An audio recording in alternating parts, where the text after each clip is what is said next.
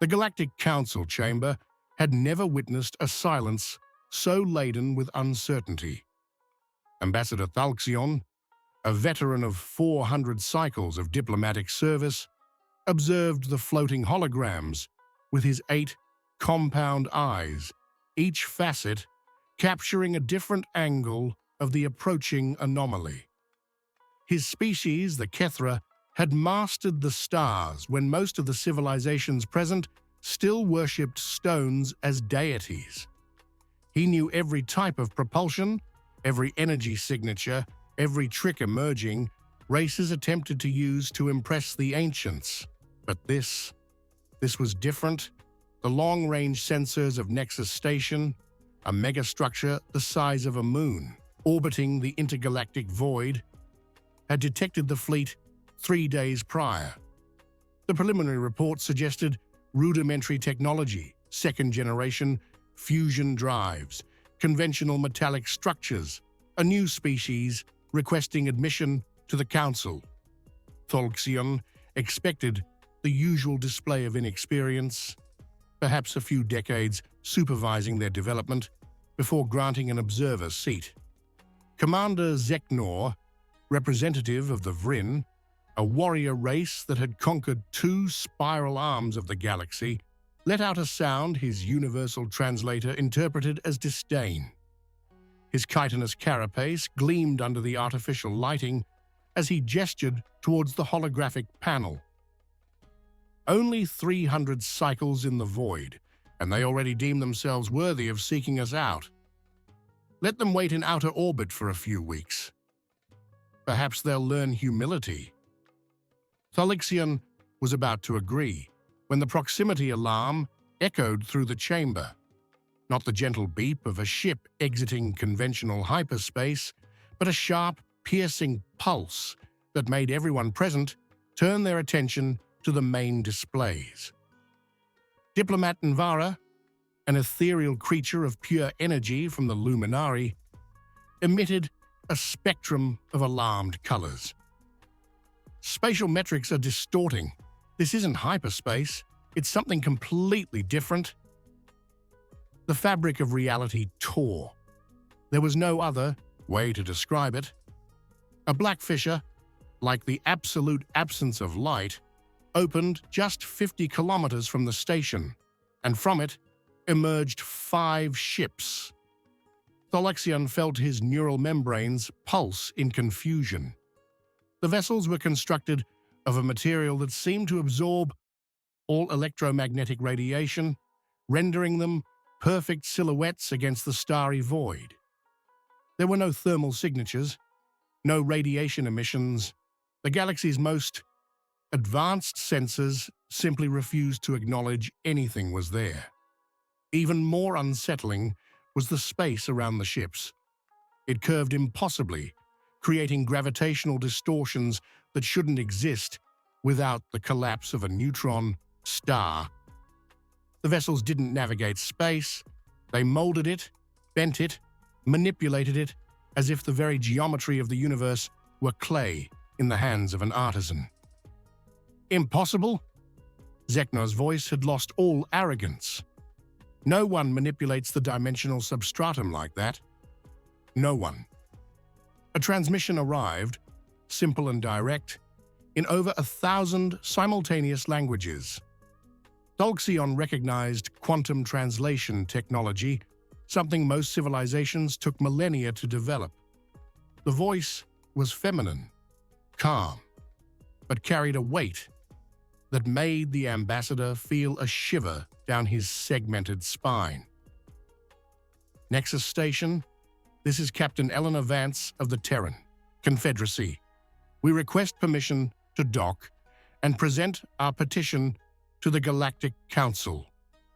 Thalxion activated communication protocols, his voice maintaining diplomatic composure even as his mind processed the impossibility of the situation. Captain Vance, permission granted. We have prepared the audience chamber for your delegation. Please clarify the nature of your vessels. Our sensors are having difficulty obtaining accurate readings. There was a brief pause before the reply, and Thalaxion could have sworn he detected a trace of something in the human's voice. Regret? Sorrow? Understandable, Ambassador. Our technology tends to cause interference with conventional systems. We will send only one transport vessel to the docking bay. The others will remain in stationary orbit. 3 hours later, Thalaxion watched the human delegation enter the audience chamber. There were 5 individuals, bipeds of remarkably fragile build compared to the Vryn or the robust Goroth. They wore black uniforms with silver details, simple but impeccably tailored. The leader, presumably Captain Vance, was a woman with dark hair, pulled back in a military bun, pale skin, and intense blue eyes that seemed to carry the weight of extinct stars. She walked to the center of the circular chamber with measured steps, her posture erect and confident, but not arrogant. The other 4 positioned themselves behind her in precise formation. One of them, a younger man of Asian descent, with an analytical expression, carried a device Thalaxion recognized as an advanced holographic projector. Members of the Galactic Council. Vance's voice echoed through the chamber without need for artificial amplification. I come on behalf of humanity to request formal recognition and a seat on this council. Zeknor leaned forward in his elevated seat, his mandibles opening in a gesture of defiance. Your species barely left your home system 3 centuries ago. Civilizations present here govern millions of worlds. What possible contribution could such a young race offer? Vance didn't hesitate, didn't show intimidation. Instead, she made a subtle gesture, and the man behind her activated the projector.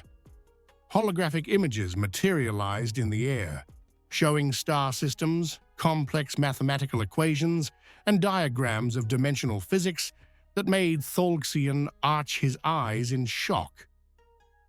We contribute the experience of having survived the impossible. Vance's voice was serene, but laden with a deep emotion the translator couldn't fully capture.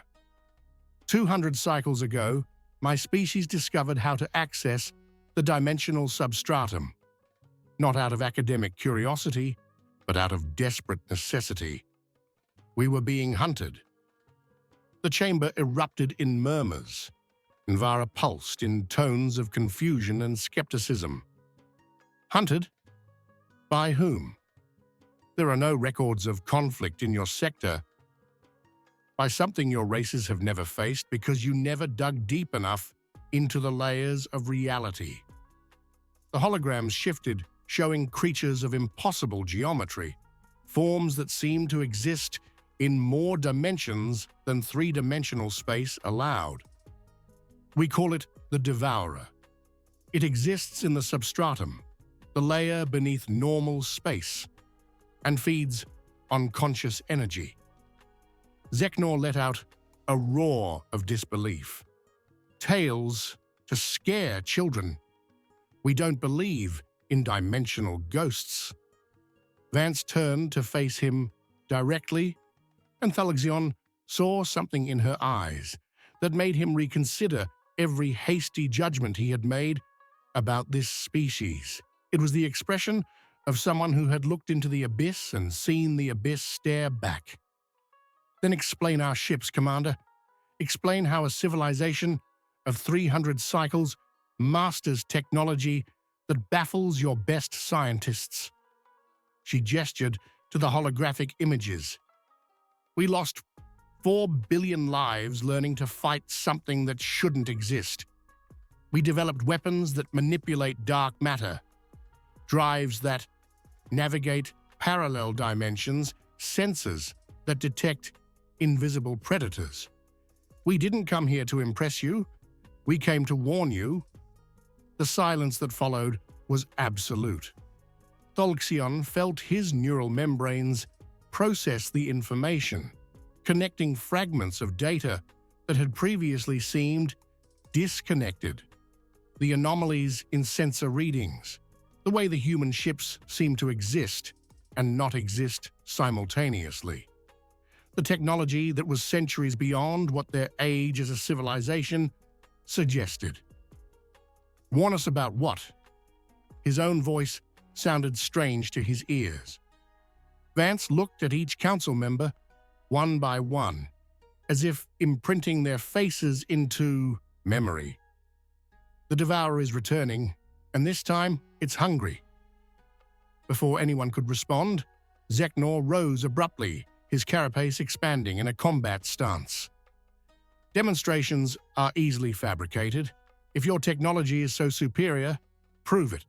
My warship, the Iron Lance, awaits in orbit. Let one of your vessels engage it in simulated combat. If you win, I will consider your words. Thalixion was about to protest the breach of protocol when he saw Vance's expression. It wasn't anger, it wasn't offense. It was something far more disturbing. It was compassion. Very well, Commander. But let it be recorded that humanity does not wish to demonstrate superiority. We merely wish to be heard. She touched a device on her wrist. Dr. Chen, prepare Shadow 3 for tactical demonstration. Non-lethal parameters. The scientist behind her nodded and spoke in a language the translator identified as Mandarin, though the response instantly reached everyone present. Confirmed, Captain. Initiating sequence. On the chamber's holographic displays, everyone watched as one of the human ships moved to intercept the colossal Vryn battle cruiser. The Iron Lance was 3 kilometers long, armed with hundreds of plasma cannons and protected by shields capable of withstanding the direct impact of a thermonuclear warhead. The human ship, in comparison, was a fraction of the size, no larger than an escort frigate. Zeknor smiled with his mandibles, confident. My crew has orders not to destroy your ship, only to disable its systems. The combat lasted exactly 14 seconds. The human ship did not fire a single projectile, did not launch missiles, did not activate energy weapons. Instead, it simply vanished from sensors and reappeared meters from the Iron Lance. The space around the battle cruiser began to distort, to compress, and then imploded. There was no explosion, no flames. The Vryn ship simply collapsed in on itself like crumpled paper, its shields useless against forces operating at a dimensional level. Emergency alarms blared. Thalixion saw in the holograms that escape pods ejected from the Iron Lance before total collapse, the crew evacuating in panic. The human ship moved away serenely, the space around it returning to normal as if nothing had happened. Zeknor was frozen in his seat, his confidence evaporated. Vance turned to him with that same expression of compassion. Your crew is safe, Commander. Our rescue ships are already collecting the pods. The Iron Lance can be rebuilt. She paused, and her voice became graver. But now you understand. When the Devourer comes, your conventional weapons will be useless, and it is coming. Thalixion found his voice, though it trembled slightly. How do you know? How can you be sure? Vance looked out into the void beyond the station windows, as if she could see through the layers of reality. Because our sensors have already detected fissures opening in the far reaches of the galaxy, because we lost contact with 3 of our colonies last week, and because this is not the first time we have faced the Devourer. She turned back to the Council, and Thalixion finally understood the weight in her eyes. Last time, we were almost annihilated. This time, it's not just coming for us, It's coming for all of you too.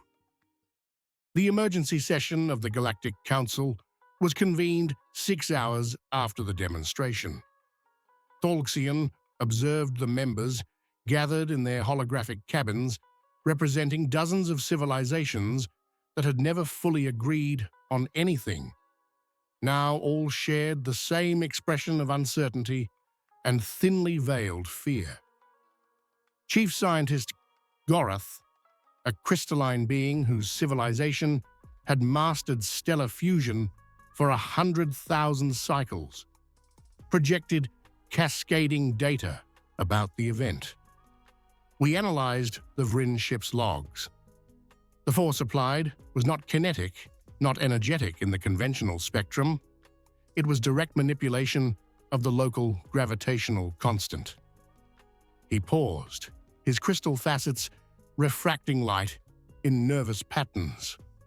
To execute such a feat without destroying the surrounding spatial fabric requires an understanding of physics that our best minds would take millennia to achieve.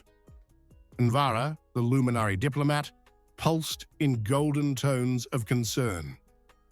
The real question is not the power of human technology, but the nature of the threat that forced them to develop it. If their words are true, we face something against which all our experience is irrelevant. It was Thalxion who proposed the inevitable. We need to hear the full story. Captain Vance, please tell us how your species encountered the Devourer. Vance's holographic image materialized in the center of the chamber. She had changed from her military uniform to something simpler, but her eyes retained that unsettling intensity. Beside her, Dr. James Chen prepared another set of projections. You need to understand something about humanity. Vance's voice echoed through the chamber. Our species thrived by exploring frontiers others considered forbidden. When we reached the stars, we were not content with subliminal travel. We wanted more. We wanted to go farther, faster. The holograms showed Earth, a blue and green world, orbiting a modest yellow star. Then images of primitive colonies, rudimentary space stations, the first clumsy attempts at interstellar exploration. 216 cycles ago, our scientists at Proxima Centauri colony discovered something. Chen touched controls and the images shifted to complex equations. Theories about additional dimensions, layers of reality superimposed on ours. They believed they could create a drive that didn't traverse space, but slid beneath it, using the dimensional substratum as a shortcut. Thalxion felt his neural membranes contract. He knew the theory. Every advanced civilization eventually considered it, but no one had ever succeeded in implementing it because the calculations suggested something disturbing. The substratum was not empty. You succeeded. Thalxion's statement was not a question. We succeeded. Vance confirmed, and her expression became distant, as if looking at a painful past. The first experimental ship, the Dawn's Hope, entered the substratum in 2309. It was supposed to jump from Proxima Centauri to Alpha Centauri, a 4-light-year journey in minutes. The crew consisted of 12 people. My grandfather was among them. The silence in the chamber was absolute. Everyone waited, knowing the story would not have a happy ending. They entered the substratum. The holograms showed images from onboard cameras, a smiling crew, palpable excitement, and then, 17 seconds later, the screaming began. The images changed, showing the same crew in a panic, lights flashing, alarms blaring. But most disturbing were the shapes at the edges of the monitors, things that shouldn't exist, impossible geometries that hurt just to look at.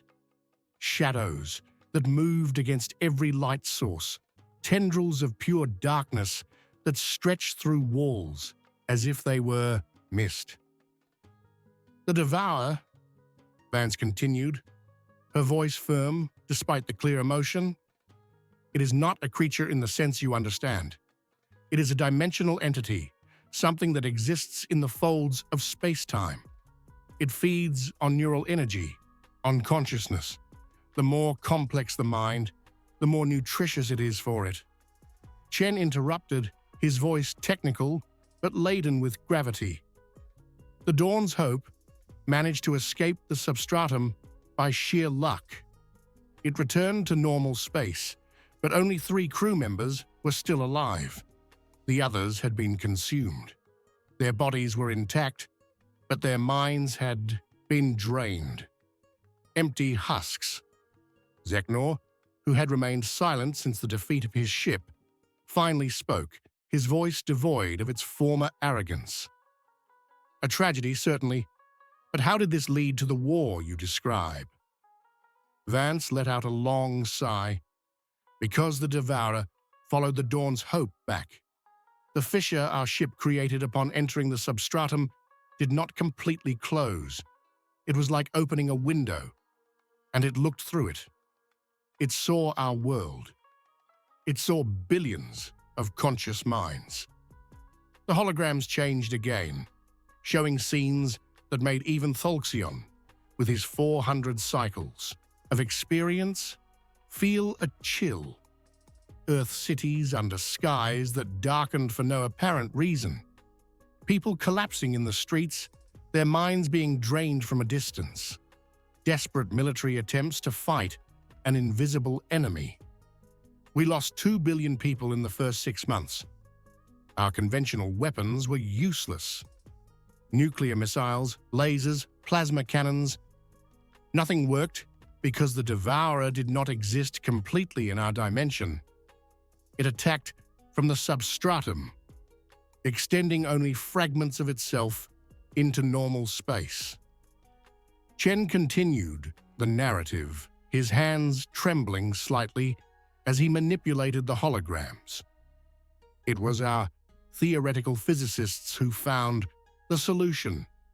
If the Devourer existed in the substratum, we needed weapons that operated in the same dimensional layer. We developed dark matter technology, learned to manipulate the fabric of space-time, created sensors that could detect dimensional distortions. But it wasn't fast enough. Vance took over again. We lost another 2 billion in the next 5 years. Entire families drained overnight. Entire colonies silenced. Every death taught us something new about the enemy, but the price was unbearable. Thalxion couldn't process the magnitude of what he was hearing.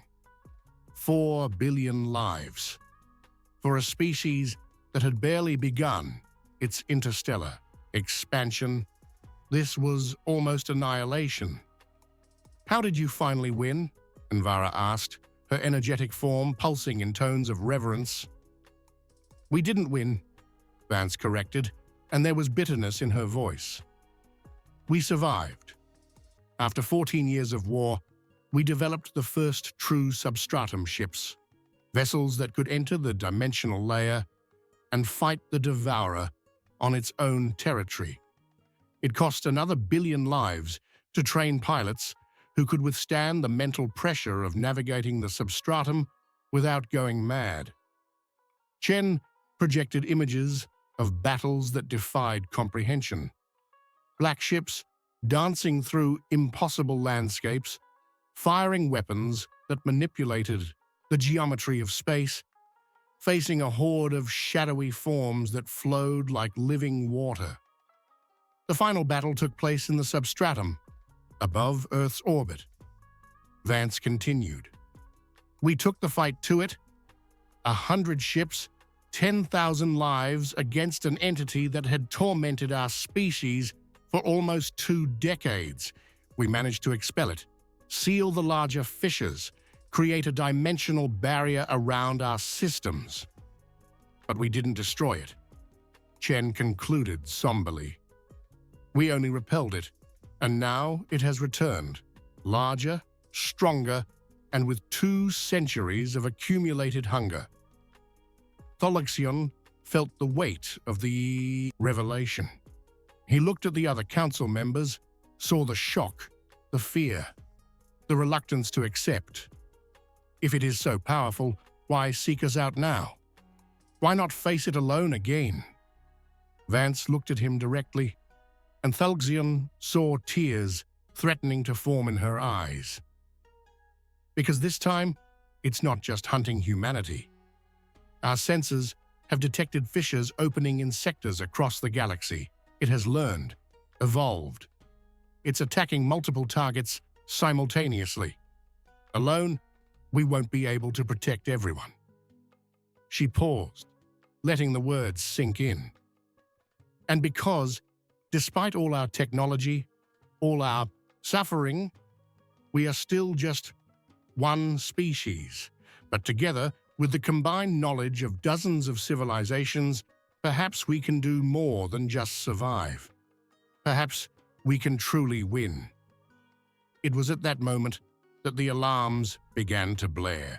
Red lights flashed throughout the chamber, and the automated voice of Nexus Station's security system echoed in all languages. Spatial anomaly alert, critical dimensional readings detected in Sector 12, multiple fissures forming, prepare evacuation protocols. Tholixion felt his cold blood run even colder. Sector 12 housed the Refugium colony, home to 80 million Luminari. Vance was already in motion, shouting orders into her comlink. Dr. Chen, mobilize all ships, coordinates for Refugium, maximum velocity, initiating dimensional containment protocol. Zeknor rose, his carapace, expanding not in defiance, but in commanding urgency. I will mobilize the Vrin fleet, wherever you need us, Captain. Nvara pulsed in tones of simultaneous gratitude and despair. My people, please, save my people. Vance nodded firmly. We will do what we can, but understand this. She looked at each council member. The Devourer has just proven I am telling the truth, and this is just the tip of the spear. The real attack is yet to come.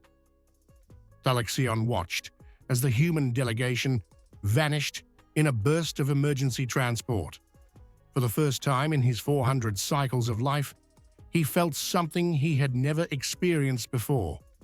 True and absolute terror before the unknown. And the terrible realization that the galaxy he knew was about to change forever. The journey to Refugium took 42 minutes through conventional hyperspace for the Council fleets. The human ships arrived in 7. Tholixion watched from Nexus Station's sensors, transmitting the data to the Vrin fleet that followed in pursuit. What his compound eyes captured defied all logic. The 5 black ships simply bent space around them, creating a dimensional tunnel that allowed them to traverse light years as if they were meters. When they emerged in Refugium's orbit, the scene they found was a nightmare. The planet glowed with an unnatural light. It wasn't stellar radiation. It wasn't luminary bioluminescence. It was a darkness that emanated light, a contradiction that made sensors go wild trying to process. Black fissures tore through the planet's sky, and through them poured forms that should not exist. Tendrils of pure shadow, constantly shifting geometries. Eyes that existed in more dimensions than 3-dimensional space allowed, and people were dying. Tholixion saw luminary cities extinguishing like candles in the holograms, beings of pure energy simply disappearing, drained by the Devourer. Millions of lives extinguished every second. Planetary defenses fired lasers, missiles, everything they possessed. The weapons passed through the shadowy creatures without any effect. Captain Vance was on the bridge of her mothership, the Dawn Guardian, coordinating the response. Her voice echoed through open transmissions, calm but laden with urgency. Shadow 1 and 2 established dimensional perimeter around the larger population zones. 3 and 4 begin hunting the fissure points. 5, with me. We're going straight for the core. The human ships separated with military precision. Talixion watched as 2 of them positioned themselves over the largest cities in the Northern Hemisphere, and the space around them began to glow with pale blue energy. It wasn't a conventional shield, it was a dimensional barrier, a wall between realities that prevented the devourer from reaching the populations below. Dr. Chen was transmitting data to the approaching fleet. We are creating pockets of dimensional stability. The more ships with containment generators we can position, the more civilians we can protect. But we cannot cover the entire planet alone. It was then that the Vryn fleet emerged from hyperspace, led by the Eternal Vengeance, Zeknor's personal ship. The commander opened a direct channel with Vance. "Captain, we have 20 cruisers and 50 frigates. How can we help?" Vance's reply was immediate, without hesitation. "Your shields won't work against the Devourer, but they can deflect the smaller fragments. Position your ships in a barrier formation around the zones we've managed to stabilize. Concentrate suppression fire on the smaller fissures. You won't destroy them, but you can slow their expansion." Zeknor transmitted orders. For the first time in history, Vryn ships followed human commands without question. The fleet dispersed, creating a defensive grid over refugium. When the Devourer's first attempts to reach the protected areas met Vryn resistance, Talixion saw something surprising. The plasma blasts did not damage the shadowy creatures, but forced them to temporarily retreat, as if avoiding contact even if they were unharmed. Chen noticed the same. "Interesting, they don't like conventional kinetic energy. It causes no damage, but generates interference. It's like trying to walk through a rain curtain. Possible, but uncomfortable." Meanwhile, Vance took the Dawn Guardian directly to the largest fissure, a wound in the sky that stretched for hundreds of kilometers. Beside her, Shadow 5 maintained formation. The 2 ships fired simultaneously, not projectiles or energy, but pulses that distorted space-time itself. Thalxion saw the fissure tremble, contract, but it didn't close. Instead, something emerged from it. A massive form, larger than any creature the ambassador had ever witnessed. It had the appearance of an inverted starfish with tentacles that branched into infinite fractals, and a pulsating core that seemed to contain entire galaxies within itself. "Commander, the primary devourer has just emerged." Chen's voice was tense. "Dimensional mass readings indicate this is only a partial projection. The complete entity is in the substratum." Vance did not waver. "Then we will sever the projection and force it to retreat, activating Dimensional Lance." The Dawn Guardian transformed. Its black structure began to glow with patterns of pale blue and violet light, lines of energy running along its entire hull. The ship's bow opened, revealing a device that seemed to be made of condensed vacuum.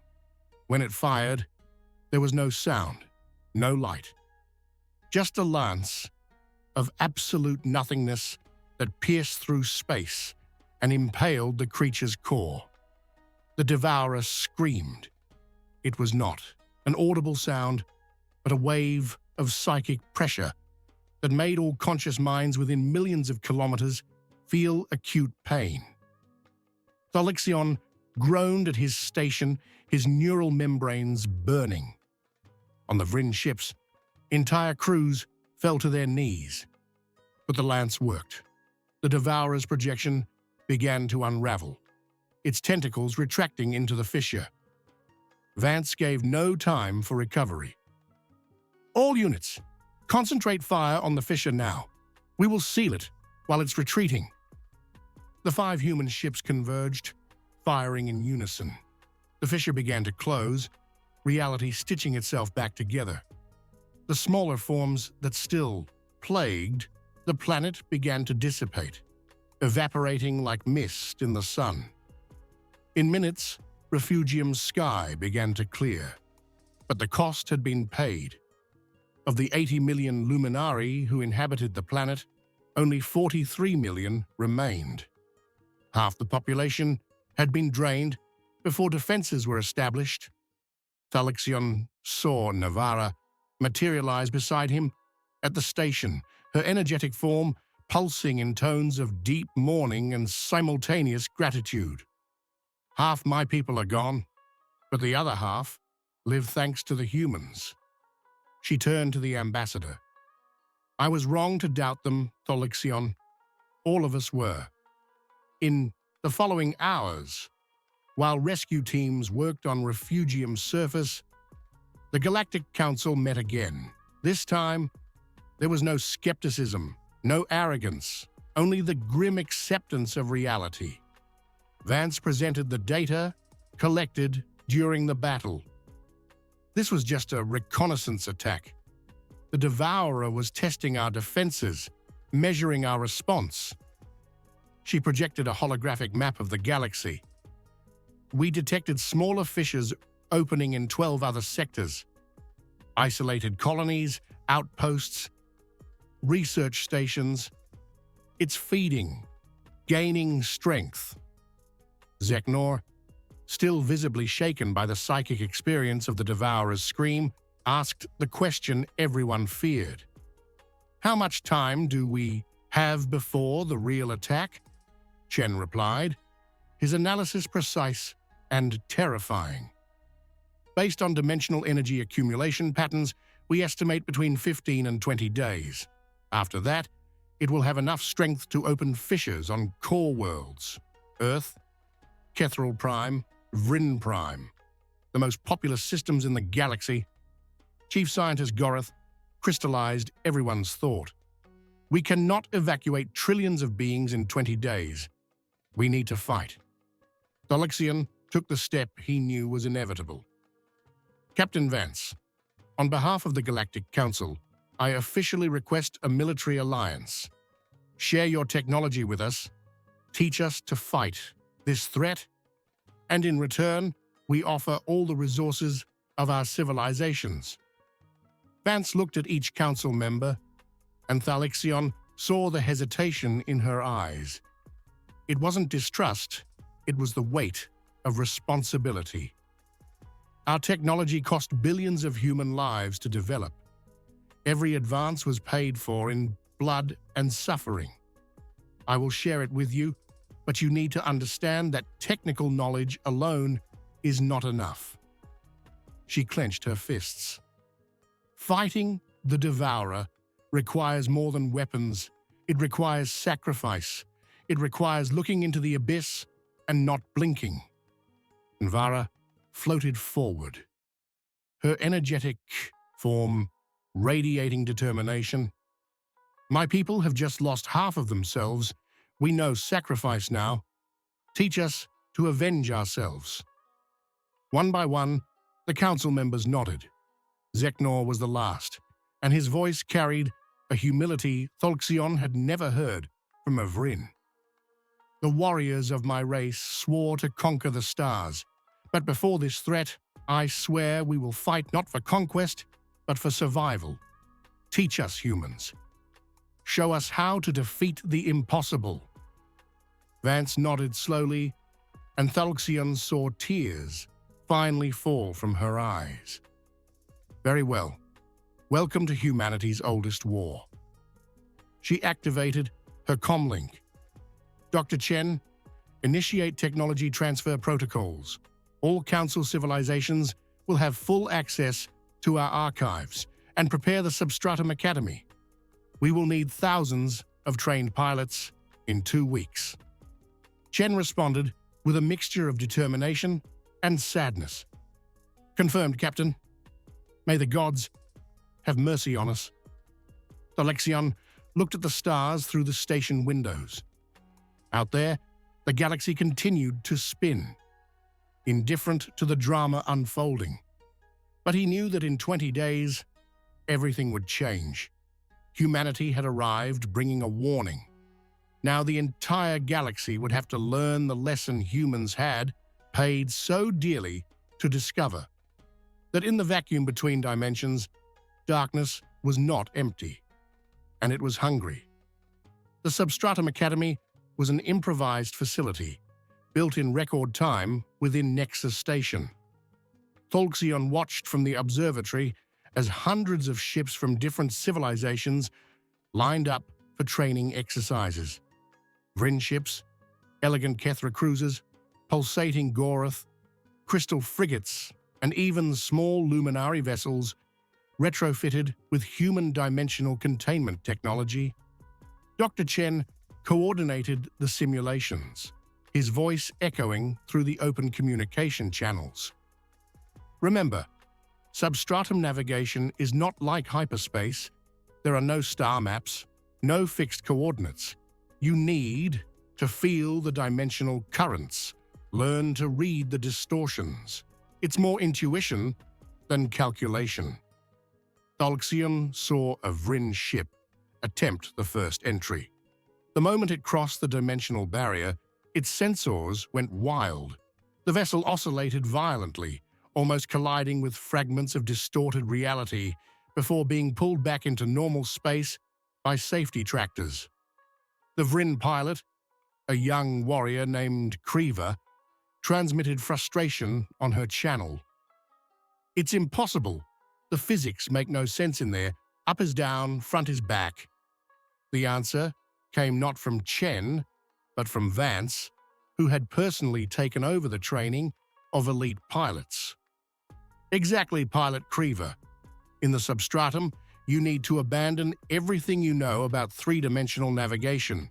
Think in 4 dimensions, then 5, then stop counting. Just feel." Over the next 2 weeks, the galaxy transformed into a military training ground. In Nexus's docks, engineers from dozens of races worked side by side with human technicians, adapting dark matter technology for different ship configurations. Thalxion spent long nights studying human manuals, marveling at the brutal elegance of their dimensional physics. But it wasn't just technical training. Vance insisted on something that initially seemed strange to many. Mental resilience sessions. Her voice was firm during the commander's meeting. The Devourer doesn't just attack with dimensional tentacles and claws. It attacks the mind. If you are not psychologically prepared, you will go mad at the first exposure. Zeknor, who now commanded the Vryn wing of the combined fleet, questioned, "How does one prepare a mind for the impossible?" Vance's answer was simple and devastating. "You break it first, then rebuild it stronger." Thalxion participated in the sessions. They were the most terrifying experiences of his long life. Humans had developed simulators that replicated the sensation of exposure to the Devourer. They weren't perfect, but they were close enough. Thalxion felt his consciousness pulled, stretched, almost torn apart. He saw forms that should not exist, heard whispers in languages that preceded speech, and he learned to resist. Nvara, whose pure energy race was particularly vulnerable to the Devourer, developed mental shielding techniques that she shared with everyone. Gorath contributed resonance crystals that helped stabilize neural patterns under dimensional stress. Even the Vryn, traditionally focused only on physical strength, embraced the mental exercises. But while the Alliance prepared, the Devourer did not remain idle. On the 10th day, 3 peripheral colonies were attacked simultaneously. Small, isolated, poorly defended. Response fleets arrived in time to save half the populations, but not without casualties. 2 Kethra pilots entered the substratum without adequate training and went mad. A Goroth ship had its crystalline core cracked by dimensional forces. Thalxion was present when the bodies of the Kethra pilots were brought back. They were physically alive, but their minds were empty, biological husks without consciousness. Vance came to see them, and Thalxion noted the guilt in her eyes. I warned there would be a cost. Her voice was hoarse. Every death weighs heavily. Thalxion placed a gentle claw on her shoulder. Captain, you gave us a chance to fight. Without you, all of us would be like them, only sooner. These deaths are not your fault. They are the Devourers. On the 13th day, Chen made a crucial discovery. Working with Goroth scientists, he identified a pattern in the dimensional fissures. They are not random. Look. He projected a 3-dimensional holographic map of the galaxy. Each fissure is connected through the substratum. It's like a network, and all converge to a central point. Vance studied the map, her eyes widening in comprehension. The threshold. That's what we called it during the First War. The point where the barrier between dimensions is thinnest. If we can reach it and close it permanently, we cut off the Devourer's access to our reality. Zeknor analyzed the coordinates. It's 120,000 light-years from the galactic center, in the intergalactic void, far from any star system. His carapace clicked thoughtfully. A perfect trap. It can defend the threshold with all its power, without worrying about collateral damage. Exactly, Vance confirmed. That's why in the First War, we only managed to seal it, temporarily. We didn't have the strength for a full assault. But now, with the combined fleet of the galaxy... She didn't finish the sentence, but everyone understood. This would be an all-out gamble. All ships, all trained pilots, the entire dimensional arsenal against the Devourer in its strongest territory. On the 17th day, the fleet was ready. 1,200 warships, each equipped with at least basic dimensional containment generators. 100 elite ships with full substratum capability. And the 5 original human ships, veterans of battles no other civilization had faced. Thalxion was on the bridge of the Eternal Light. His new ship, equipped with Kethra-human hybrid technology. Around him, officers of his species worked at stations adapted to accommodate dimensional systems. A human engineer, Lieutenant Sarah Mitchell, served as a permanent consultant. "She's beautiful," Thalxion commented, admiring the ship through the viewports. "And deadly." Mitchell smiled, an expression Thalxion had learned to recognize as pride. Captain Chen personally oversaw the installation of the dimensional cannon. If it works as designed, you'll be able to tear open a minor fissure with a single shot. The thought was exhilarating and terrifying at the same time. That night, the eve of departure, Vance organized a meeting of all commanders. It wasn't a formal strategy session, but something more personal. She had learned, during the First War, that soldiers fought better when they knew those beside them. Thalxion found himself sitting next to Kriva, the young Vryn pilot who had struggled so much during training. She was consuming a substance humans called coffee, offered by one of the technicians. It's stimulating, she explained, her mandibles moving uncomfortably. Humans drink this to stay awake. It's bitter, but effective. Across the room, Invara floated in deep conversation with Chen, discussing theories of dimensional consciousness. Gorath examined resonance crystals with Zeknor, the two sharing speculations about battle tactics. Vance observed everyone, and Thalxion saw satisfaction in her eyes. It wasn't joy exactly, it was something deeper. The understanding that perhaps her species' sacrifice had not been in vain, that they had transformed enemies into allies, arrogance into humility, disunity into common purpose. She approached Thalxion, carrying 2 glasses of something that glowed softly. Russian vodka. She offered a glass. A human tradition before impossible battles. Thalxion accepted, imitating the gesture he had seen humans make before drinking. The liquid burned his throat, but not unpleasantly. "Captain, may I ask a personal question?" Vance nodded. "Why you? Why bear this burden? You could have stayed on Earth, safe, letting others lead."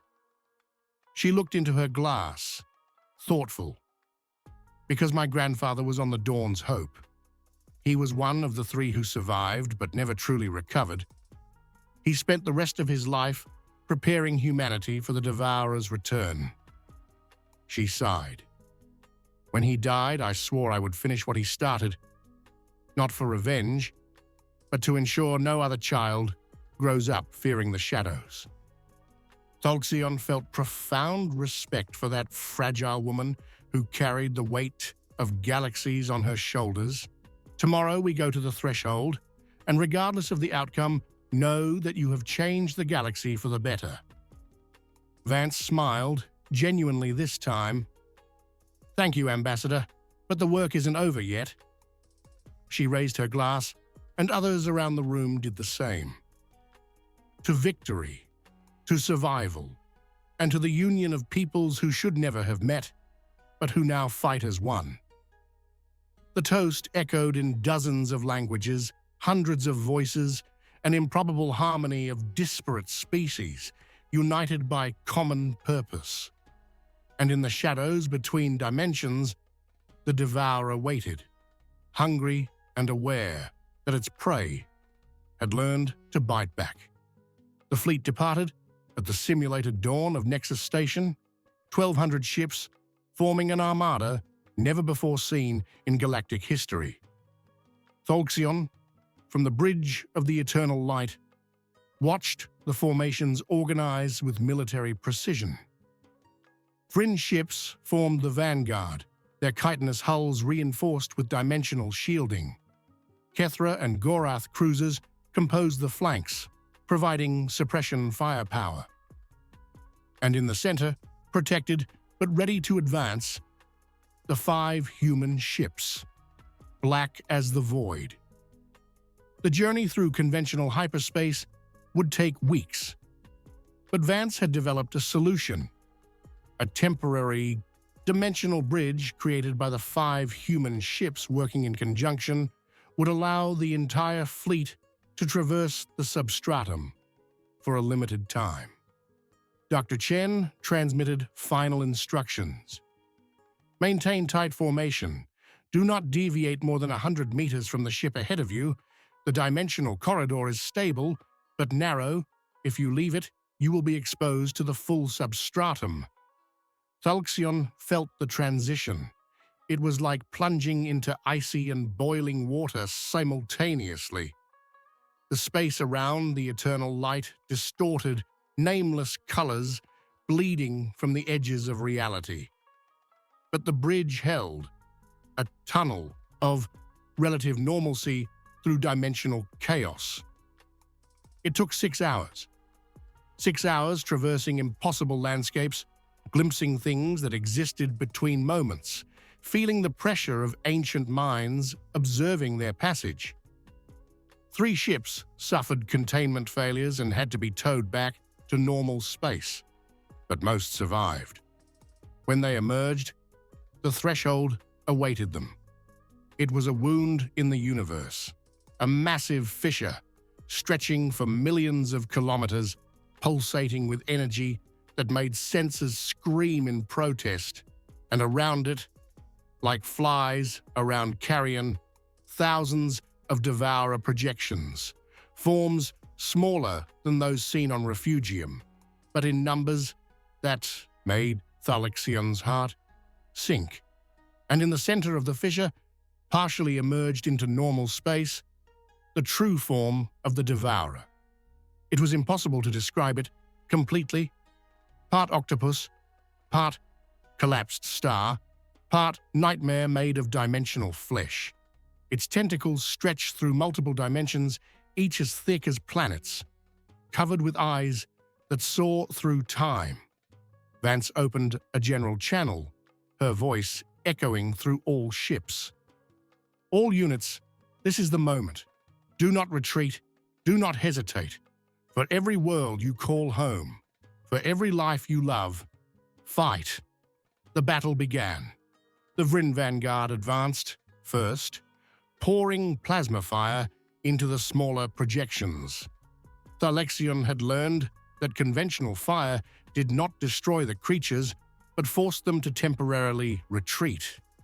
The strategy was to create openings for ships equipped with dimensional weapons to pass through. Kriva led a squadron of modified Vryn fighters, dancing between shadowy tentacles with impressive agility. Her battle cry echoed through the communication channels. For Refugium's vengeance! Thalxion saw 3 of her squadron's fighters caught by tentacles, imploding instantly as their vital energies were drained. But Kriva continued, firing dimensional torpedoes that tore temporary holes in the shadowy forms. Navarra commanded the Luminary Wing, her ship smaller but incredibly agile. She had developed a risky technique, using her own energy as bait to attract the smaller projections, then detonating resonance crystals that destabilized their dimensional cohesion. It works. Her voice pulsed triumphantly. But each detonation costs 3 of our ships. We need a better solution. It was Gorath who provided it. His crystalline cruiser, the Prismatic Light, positioned itself in the path of a massive tentacle from the primary devourer. Instead of retreating, he activated his harmony generators, transforming the entire ship into a single gigantic resonance crystal. The dimensional sonic wave that emanated from the prismatic light made the tentacle retract, cracking its impossible structure. But the cost was high. The cruiser shattered, its crystalline fragments dispersing like falling stars. Gorath transmitted one last message before his escape pod ejected. "It's worth it. Replicate my tactic. Use harmony against chaos." Thalxion activated his own generators, coordinating with other Kethra ships. Together, they created a sonic barrier that pushed the smaller projections back, opening a corridor to the center. Vance did not miss the opportunity. Human ships, spear formation, straight for the core. The 5 black ships reorganized with the Dawn Guardian at the tip. They accelerated through the corridor, firing dimensional lancers that pierced the shadowy defenses. Each shot cost massive energy, the ship's generators groaning under the stress. But they arrived. They reached the edge of the fissure, where the true form of the Devourer partially emerged into normal space. Up close, the creature was even more terrifying.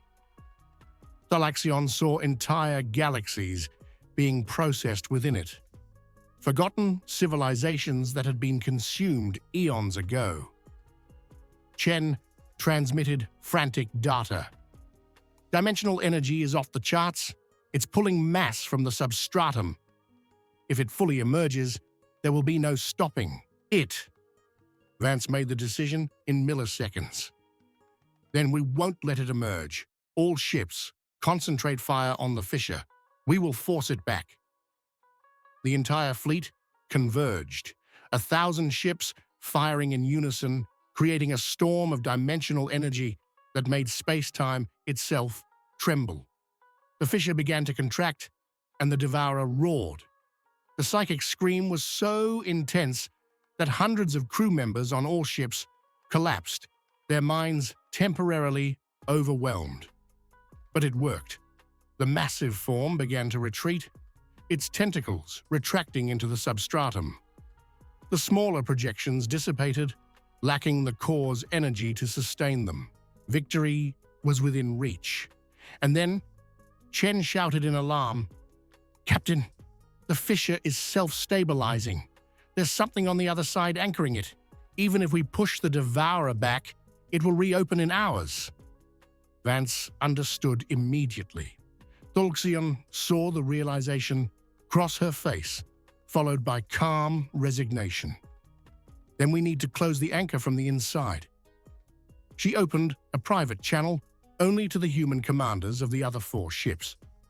"You know what this means?" The answers came one by one.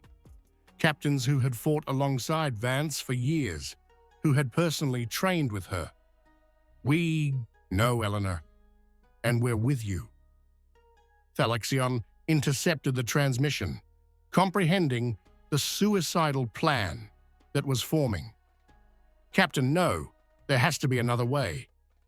Vance turned to the camera, and Thalxion saw tears in her eyes, but also unwavering determination. "There isn't, Ambassador. Someone needs to cross the fissure, find the dimensional anchor, and destroy it from within." She smiled sadly.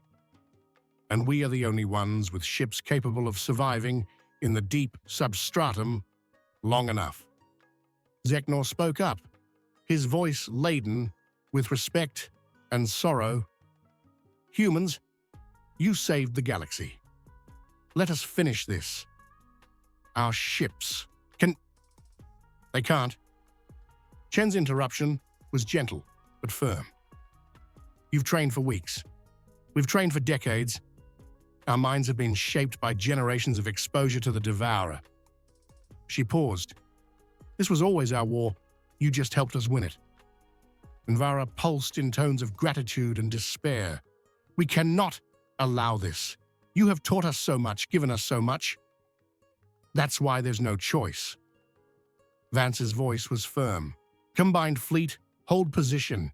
Keep applying pressure to the fissure. When it truly begins to collapse, retreat immediately. The dimensional shockwave will be catastrophic." The 5 human ships regrouped, forming a perfect cuneiform. The Dawn Guardian in front, the other 4 protecting its flanks. They accelerated directly into the heart of the fissure. Thalxion watched, helpless as the ships representing humanity's best hope plunged into the abyss. Transmissions began to degrade as they crossed the dimensional barrier, but fragments still came through. Extreme dimensional turbulence. The voice of one of the captains distorted. "But we are maintaining course. We've detected the anchor." Chen, his last clear transmission. "It's a structure of the devourer itself, extended through multiple layers. If we destroy..." And then Vance's voice, serene despite the static. "For humanity, for the galaxy, for the hope that perhaps our species will learn that united we are unbreakable." An explosion of dimensional light erupted from the center of the fissure. It was not visible light, but something that existed in spectra organic eyes should not perceive. Thalxion felt the psychic shockwave, and then saw the fissure begin to truly collapse, the edges stitching themselves together as the anchor was destroyed. "All ships, retreat!" His own voice shouted through the communications. Maximum engine power. The fleet dispersed, ships jumping into hyperspace in ordered panic. Tholixion saw the fissure implode completely, the Devourer being sucked back into the substratum with one last scream of fury and pain. The space where the wound had existed sealed itself, gravitational scars marking the spot, but stable. Silence. Absolute silence. In communications. No sign of the human ships. No transmission. Just the void, where 5 vessels and their courageous crews had disappeared. Tholixion felt tears moisten his ocular membranes. Around him, his crew wept openly. And in 1,195 ships scattered across space, beings of dozens of races mourned together. Humanity had paid the ultimate price, and the galaxy was saved. 3 months had passed since the Battle of the Threshold. Nexus Station, now not just a diplomatic hub, but a living memorial, had grown exponentially. Tholixion walked through the new corridors, their walls engraved with the names of all who had fallen in the war against the Devourer. Millions of names, but 5 shone more intensely, carved in black metal, imported from Earth. Captain Eleanor Vance, Dr. James Chen, Captain Miguel Santos, Captain Yuki Tanaka, Commander David Okonkwo, the leaders of the 5 ships that never returned. The galaxy had changed in ways Tholixion never imagined possible. The Galactic Council, once a bureaucratic body where ancient races maintained rigid hierarchies, had transformed into a true union. Technology was shared freely, fleets trained together. The concept of superiority based on civilizational age had evaporated, replaced by mutual respect, and the understanding that survival required cooperation. Envara approached, her energetic form pulsing in melancholic shades of blue and silver. Ambassador, the ceremony begins in an hour. Are you ready? Tholixion nodded. Today would mark the inauguration of the largest monument the galaxy had ever seen. In the space around Nexus Station, a massive structure was being finalized. 5 pillars of Gorath crystal, each containing a complete copy of humanity's cultural records. Music, literature, art, science. All preserved for eternity. And at the center of the pillars, a perpetual holographic sculpture showing the 5 black ships in spear formation, frozen in the moment before they plunged into the fissure. Humanity taught us that strength does not come from antiquity, but from the courage to face the impossible. Tholixion said softly. They were young, inexperienced by our standards, but they had something we had lost. The willingness to sacrifice everything for the greater good. Zeknor joined them, his carapace adorned with insignia that blended Vryn and human symbols. He had personally commanded the reconstruction of the attacked colonies, using not military force, but compassion and resources. Earth has requested that their remaining colonies officially join the Council, he announced. Even without their best minds, without their most advanced ships, they want to continue Vance's legacy. And we will give them not just 1 seat, but 5. Gorath materialized through holographic communication. 1 for each ship we lost, so that we never forget the price of freedom. The hours passed in preparations. Representatives from all races arrived, bringing offerings for the memorial. The Kethra brought memory crystals containing Vance's last thoughts, recovered from data fragments that escaped the fissure before it collapsed. The Luminari created a symphony of light, dedicated to the fallen, a composition that would last 100 years. And the Vryn, traditionally a warrior race that showed no emotion, did something unprecedented. Every soldier who fought in the Battle of the Threshold received a fragment of the Iron Lance's armor, the ship Vance had destroyed in demonstration.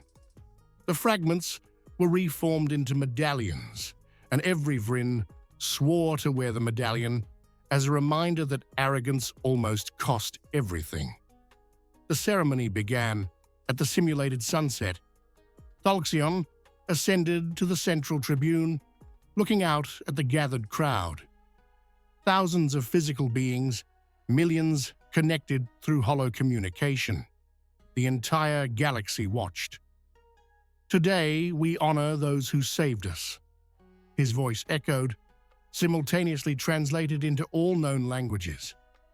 But we do not honor them only with words or monuments. We honor their actions by making ourselves worthy of the sacrifice they made. He gestured to the memorial, which began to glow softly. Humanity came to us bearing a warning. They came with technology we should not possess, with knowledge paid for in blood and tears. And when they could have left us to our fate, when they could have protected only themselves, they chose to teach us, to prepare us, to save us. Nvara floated beside him, her harmonious voice joining his. They showed us that youth does not mean weakness, that experience without humility is empty arrogance, that true strength comes not from how long you have existed, but from how far you are willing to go for others. Zeknor stepped forward, raising his medallion for all to see. Vryn warriors swore conquest, but humans taught us something greater: protection, sacrifice, union. His words were laden with emotion. We will never forget. The crowd responded in unison, dozens of languages merging into a harmonious chorus. We will never forget. It was then that it happened. Nexus Station's sensors began to emit alerts, not danger alarms, but signs of dimensional anomaly. Thalxion rushed to the control room, his heart pounding rapidly. What's happening? The Kethra technician was pale, his eyes fixed on the monitors. Ambassador, we are receiving a transmission. The origin is impossible. It's coming from within a stable dimensional fold.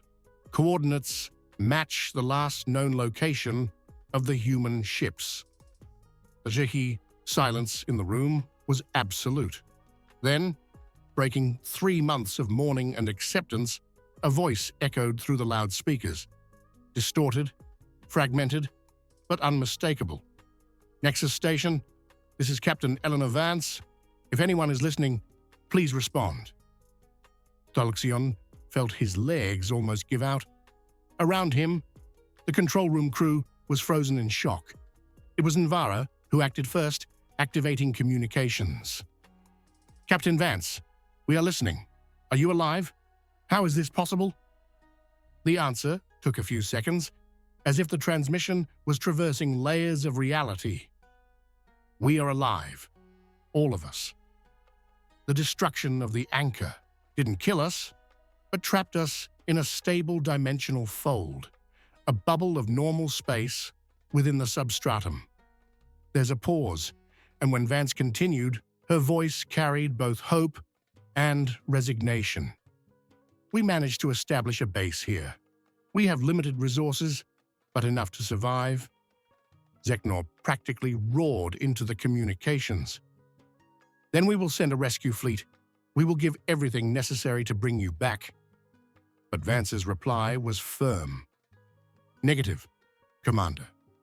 The stability of this fold is fragile. Any attempt at mass rescue could collapse the barrier, exposing us to the Devourer again. She hesitated. But we discovered something important. From this position, we can monitor the deep substratum. We can see if the Devourer tries to return. We are essentially eternal sentinels. Thalxion understood the magnitude of the situation. They had become guardians, eternal observers on the frontier between dimensions. Captain, does this mean you are trapped there? Forever? The answer came with a touch of bitter humor. For now, Ambassador, but Dr. Chen is working on theories. Perhaps eventually we will find a way to return without compromising safety.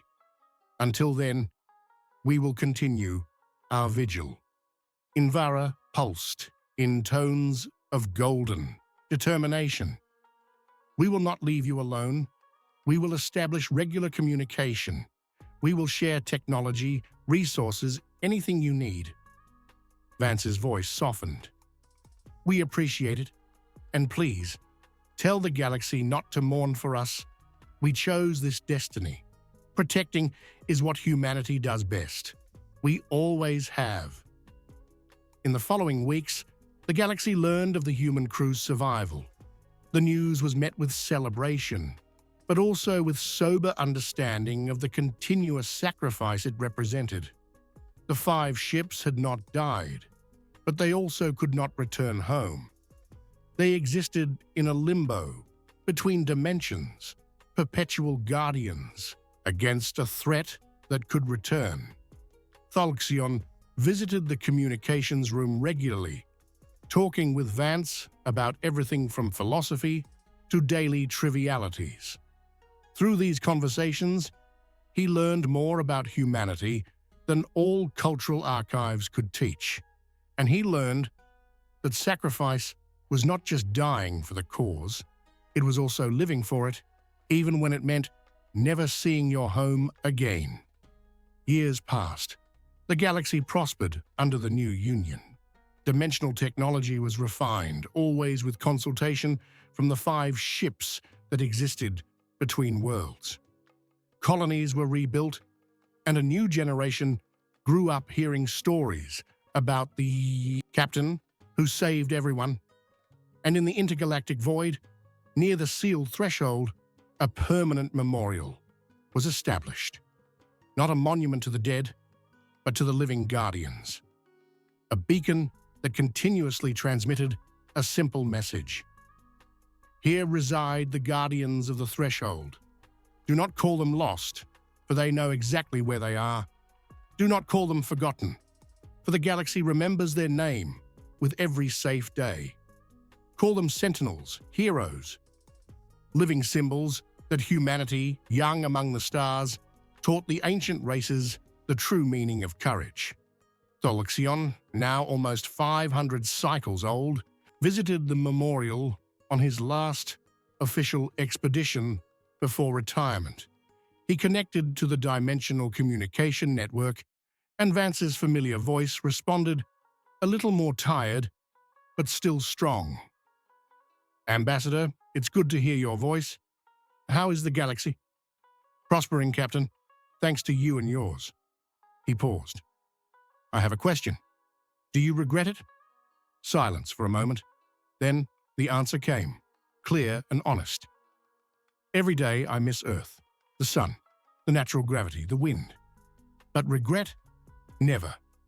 Because every transmission we receive, every report of peace, of cooperation, of lives being lived without fear of the shadows, reminds me that it was worth it. Thalxion smiled, tears flowing freely. Then know this, Captain Eleanor Vance. Humanity may have arrived late to the galaxy, but when it arrived, it changed everything. And as long as you and your crew stand guard in the shadows, no civilization will ever truly be alone. End of story.